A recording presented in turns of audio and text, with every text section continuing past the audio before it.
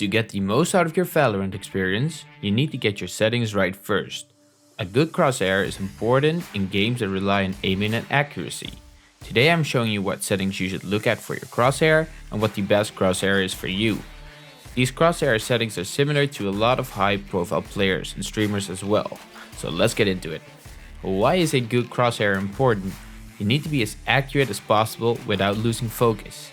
You need to find the balance between the visibility of where you are shooting without preventing you from losing your focus by your own crosshair. Let's start with the color. To make sure your crosshair is visible but not making you lose focus because it's too bright, choose one of the following colors: pink, red, white or green.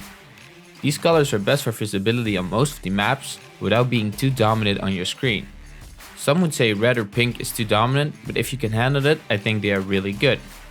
Colors are mostly preference though, but these colors are preferred by most. Let's go through the rest of the settings. You don't want outlines on your crosshair. They don't give you any advantage but will distract you and impair your vision, so keep that off. Outline opacity and thickness can be set to 0 because we will not be using outlines at all. The center dot is also a big fat no. You want the middle of your crosshair to be as clean as possible. Nothing can be in the middle because you need to know, especially from far, if you have their heads right in the middle. Everything that will be a distraction will not help you in Valorant. Center dot opacity and thickness will be turned off. Also, do not turn on fade crosshair with firing error. Next up is the inner line. This is your main crosshair and the most important part. We are going for a clean and visible but not too distracting inner line. We will make the opacity 1 so it is visible in every situation. The length will be at 7. Everything higher than that will be unnecessary screen blur and everything below will be just too invisible. The inner line thickness will be at 2. This is a good middle ground and it will make sure it is visible but not too dominant. You also don't want it too slim because it will be unclear in my opinion. The offset is the space in the middle of your crosshair. Try to keep it tight but not too open. I keep it at 4 so I can see everything in the middle and know exactly where my shot will go. Movement error and firing errors are made to help newer players to this type of shooter. It will show you how accurate you are when moving too much or spamming shots.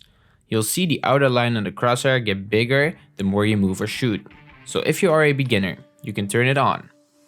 I would not recommend it to anyone than absolute beginners though.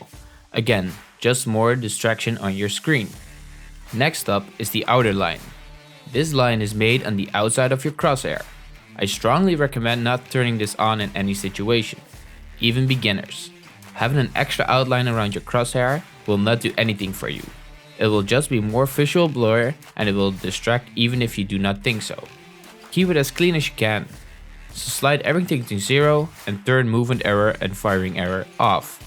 So these are my preferred crosshair settings. A lot of high profile players have something similar.